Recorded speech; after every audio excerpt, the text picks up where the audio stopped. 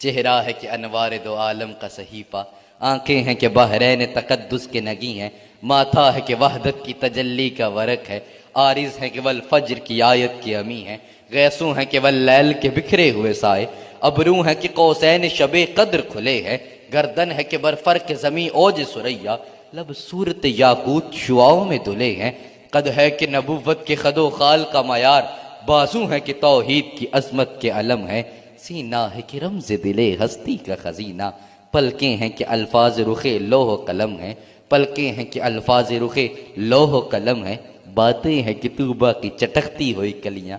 लहजा है कि यज़दां की जुबां बोल रही है, खुतबे हैं कि सावन के उमड़ते हुए दरिया, किरअत है कि असरार जहां खोल रही है, ये दांत ये शीराज़ा शुबनम के तराशे हुए, याकूत की वादी में दमकते हुए हीरे, शर्मिंदा ए ताबे लबो दंदान पयंबर, हरफे